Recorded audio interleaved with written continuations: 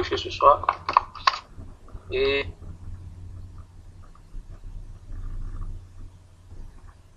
soit glorifié, qu'il soit béni ce soir, lui qui a permis que nous nous rencontrions une fois de plus. Il nous a fait cette grâce de nous rencontrer. Ce n'est pas à cause de notre force ou à cause de notre intelligence ou notre disponibilité, mais c'est par la grâce de Dieu que nous sommes réunis ce soir et que nous pouvons partager sa connaissance. Donc ce soir, je disais que nous allons parler d'un thème sur la justice de Dieu. Nous allons parler de la justice de Dieu et faire aussi la différence entre la justice de ce monde. Donc le thème ce soir sera la justice d'en haut. Alors pourquoi allons-nous parler de la justice? Je me souviens, je crois que c'était hier ou avant-hier, j'étais en train de méditer et je me suis rendu compte de ce que de la façon dont les gens conduisent ou gèrent la justice dans ce monde. J'ai découvert quelque chose, que la justice de ce monde est gérée ou bien est créée ou bien fabriquée par des hommes. Ce sont des hommes qui fabriquent la justice. Ce sont les hommes qui, d'une manière ou d'une autre, établissent une justice. Alors, par contre, la différence avec la justice d'en haut, c'est la justice qui établit les hommes. C'est la justice de Dieu qui établit les hommes. Mais la justice de ce monde, ce sont les hommes qui établissent la justice de ce monde. Alors, bien aimé, je ne serai peut-être pas trop long, simplement pour expliquer et c'est un peu de examiner ce qui se passe dans ce monde. Vous remarquerez, bien aimé, qu'il y a dans ce monde des gens qui ont tendance à vouloir faire justice à leur façon, c'est-à-dire ils créent justice. Ils créent justice. Dans quel sens? Pour être mieux vu, pour être bien apprécié, ou bien pour être considéré, pour avoir une certaine considération. C'est comme ça que les hommes font ou bien fabriquent leur justice. Alors donc ce soir, je vais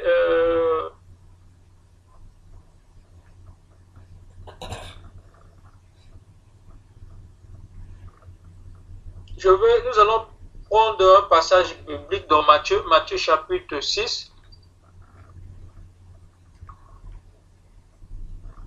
Matthieu chapitre 6, le verset 1. Nous allons d'abord lire le chapitre 5. Matthieu chapitre 5, verset 20.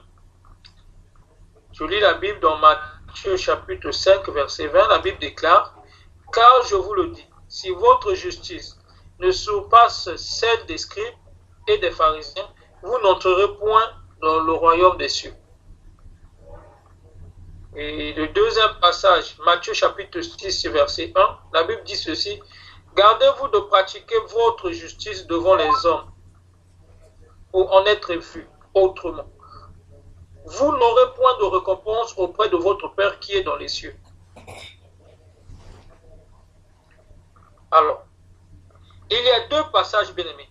Le premier, la Bible dit: « Car je vous le dis, si votre justice ne surpasse celle des scribes et des pharisiens, vous n'entrerez point dans le royaume des cieux. » Et le chapitre 6, verset 1, la Bible dit: « Gardez-vous de pratiquer votre justice devant les hommes. » Mais ces deux passages-là, lorsqu'on voit ces deux passages, on peut se poser la question: pourquoi dans un passage, Dieu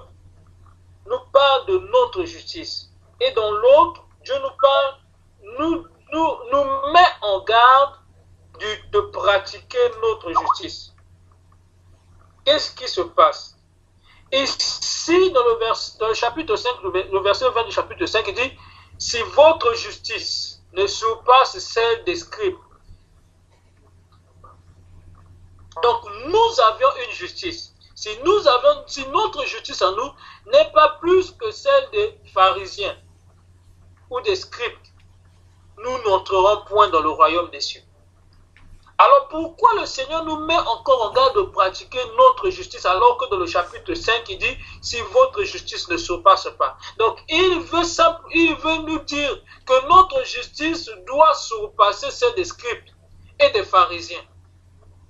Et dans le chapitre 6 il nous met en garde de pratiquer notre justice. Bien-aimés, si nous avons les oreilles ou bien nous avons les yeux spirituels, nous allons facilement comprendre que aucune justice de ce monde ne semble être au-dessus de l'autre justice. Chacun va vouloir tailler sa justice à sa façon. Aujourd'hui, il est ici dans le chapitre 5, c'est comme si Dieu nous demandait de prendre, il nous demandait que notre justice soit surpasse celle des scribes. Alors, bien aimé, il est difficile, il est impossible que la justice que nous avions puisse surpasser celle des scribes ou des pharisiens. Pourquoi? Parce que eux également, ils vont tailler leur justice sur mesure. Nous également, nous allons tailler notre justice sur mesure. Et il serait difficile que chacun puisse avoir une justice qui surpasse les autres. Dans ce monde, bien aimé, nous voyons aujourd'hui comment le monde réagit. Il y a des guerres, il y a des pays plus évolués, plus forts que les autres, qui manipulent certaines informations, qui manipulent certains événements, afin de se montrer mieux que les autres. Ils veulent créer une justice à leur façon, prouver qu'ils sont meilleurs que les autres. Ils évitent de commettre certaines erreurs pour ne pas qu'ils soient mal vus. Ils cherchent à créer et à embellir leur image afin d'être mieux vus envers les autres. Il y a aujourd'hui des gens, bien aimés, si nous rencontrons des guerres, des situations dans différents pays, c'est à cause de ce problème-là. Celui de fabriquer leur justice sur mesure. Mais il nous est arrivé une fois, peut-être dans notre vie, de vouloir dissimuler certains comportements, certaines manières de vivre, afin de montrer ou de faire apparaître le bon côté que nous avions.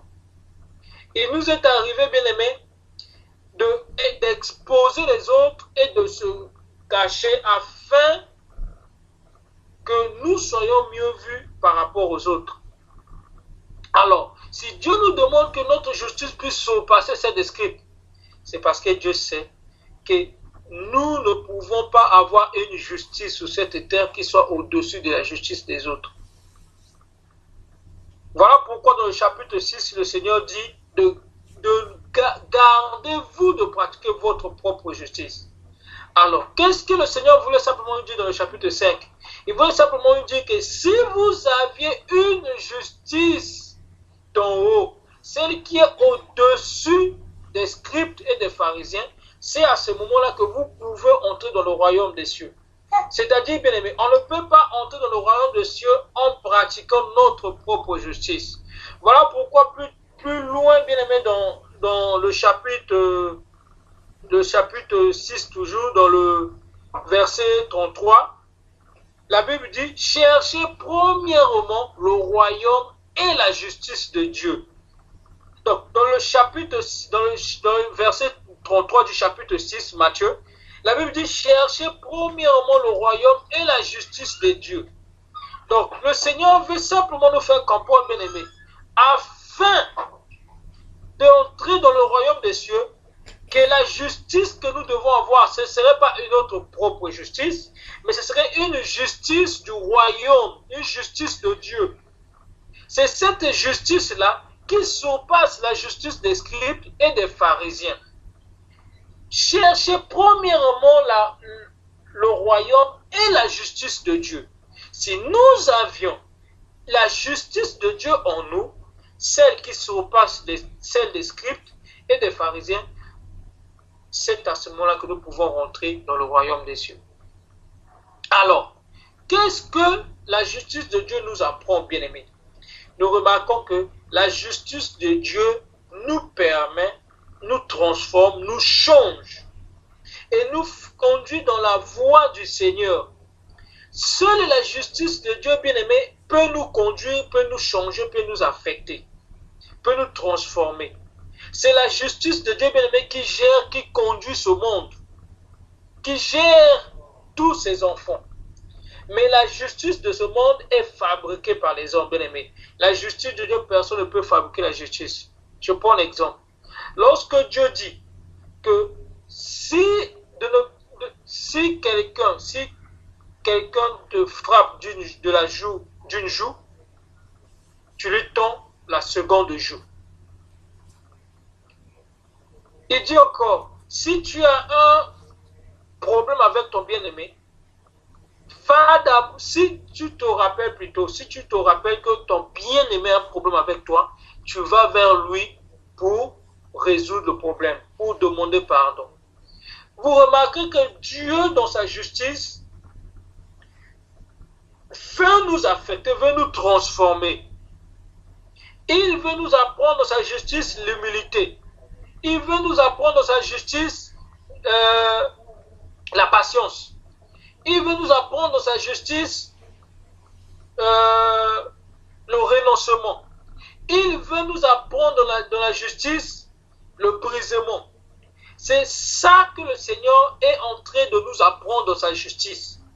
Mais si nous acceptons la justice de Dieu, c'est à ce moment-là que nous verrons notre vie être affectée selon la volonté, selon ce que Dieu a réservé, a prévu faire pour nous. Il est impossible, bien-aimé, d'être transformé en pratiquant la justice de ce monde.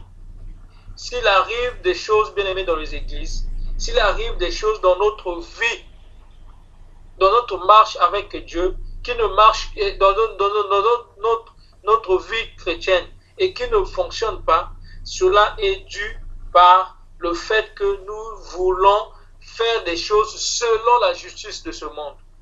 Je prends un exemple, bien-aimé. Je me souviens, il y a des années passées, lorsque je voulais faire plaisir à Dieu. Je voulais prouver aux hommes, aux gens de mon quartier ou bien de l'église là où j'étais, que j'étais un serviteur de Dieu, un enfant qui craignait Dieu. J'avais pris la résolution d'aller à l'église chaque fois que nous avions réunion. Moi qui allais à l'église seulement les dimanches, j'avais pris cette résolution d'aller à l'église chaque mardi, chaque jeudi, chaque dimanche, chaque samedi. Et j'avais même enlevé dans mon téléphone toute la musique qui ne glorifiait pas Dieu. Et j'avais dit qu'en faisant cela, tous ceux qui me rencontreront sauront que moi je prie, je crains Dieu. Mais bien aimé, en faisant ces choses, j'oubliais que je faisais par rapport à ma justice à moi. J'ai utilisé la justice de ce monde. Je voulais me montrer meilleur que les autres. Je voulais que les gens puissent m'accepter. Les gens puissent croire que moi je suis un serviteur ou bien un enfant de Dieu. Mais bien aimé, au début je l'ai fait. À un certain moment, je n'ai pas pu parce que je ne l'ai pas fait avec une bonne résolution de cœur. Je ne l'ai pas fait avec une bonne intention. Je l'ai fait pour être mieux vu. Bien aimé, cela n'avait pas duré longtemps. Parce qu'il était difficile de gérer cette justice-là. Il était difficile de faire que cette justice surpasse d'autres justices. Il y avait toujours quelque chose qui faisait que je ne puisse pas arriver. Parce que la justice de ce monde est corrompue. Même ta propre justice, bien-aimée, est corrompue. Pourquoi? Parce que tu es capable de corrompre cette justice-là. Bien-aimé, la justice de ce monde, la justice fabriquée par les hommes, peut être corrompu. Les mêmes personnes qui établissent cette justice sont les mêmes personnes qui corrompent cette justice. Ce sont les mêmes personnes qui manipulent cette justice. Ce sont les mêmes personnes qui veulent que cette justice soit meilleure que les autres. Et ce sont les mêmes personnes qui trouvent aussi des failles dans cette même justice. Mais bien aimé, le jour où la justice de Dieu commençait à influencer ma vie, à se manifester dans ma vie, où je n'arrivais pas, où je n'avais même plus le temps de décider, de dire oui ou non. Mais Dieu commençait à créer, commençait à chasser, commençait à enlever, commençait à transformer ma vie. Sans que je me rende compte. C'est à ce moment-là que je me suis rendu compte que la justice de Dieu surpasse et transforme les gens. Bien aimé, tu ne t'attendais peut-être pas à être prêt à pardonner celui qui t'avait offensé. Tu ne t'attendais peut-être pas à perdre tout ce que tu avais. Tu ne t'attendais peut-être pas, bien aimé, à être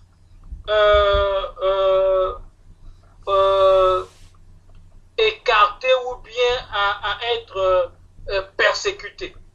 Mais tout cela, Dieu a permis ces choses-là pour faire accomplir sa justice dans ta vie et pour te tailler sous mesure.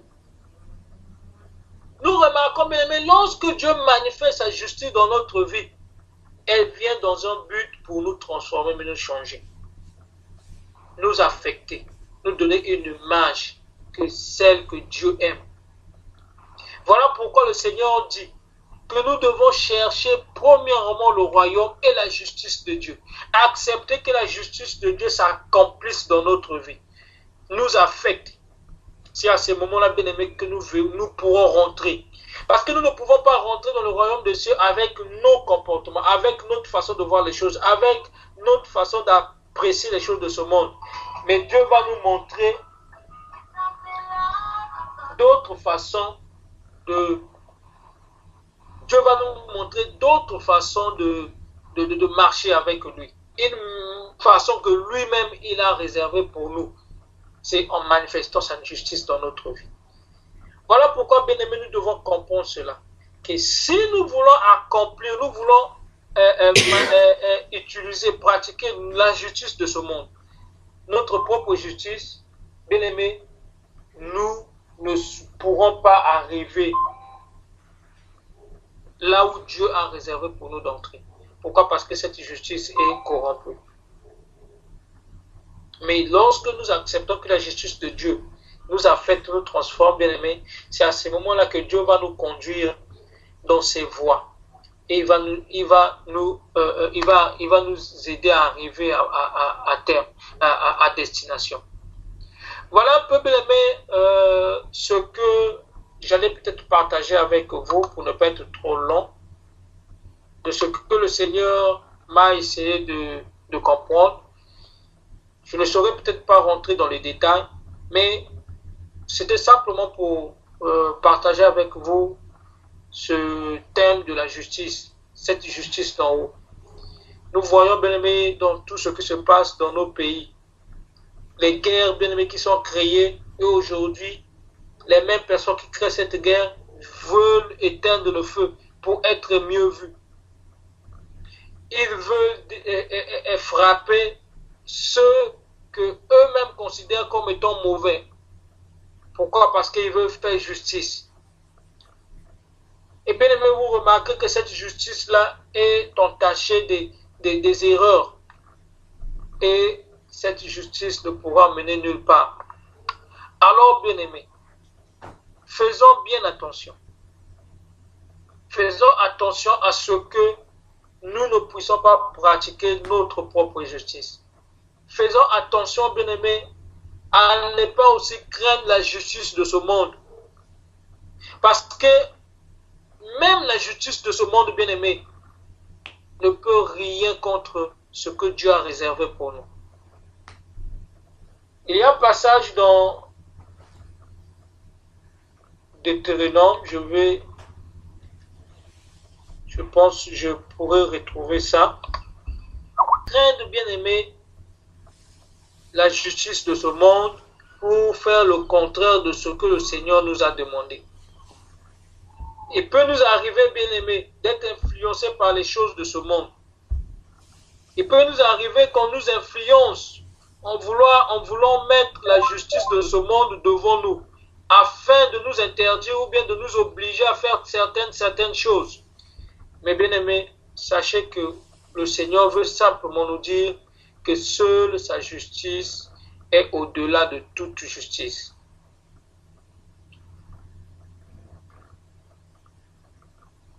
Car seul Dieu est capable de nous aider. La justice de ce monde, bien-aimé, est remplie d'erreurs. Et les mêmes personnes qui établissent cette justice sont les mêmes personnes qui sont capables de la modifier. Mais celle de Dieu, personne ne peut la modifier. Alors, je vais retrouver un passage.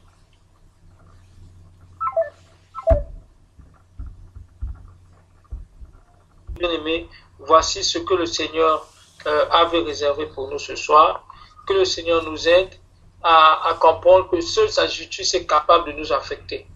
Et si nous voulons vraiment être transformés, si nous acceptons, nous voulons vraiment vivre les merveilles avec Dieu, c'est d'accepter que Dieu puisse manifester sa justice dans notre vie.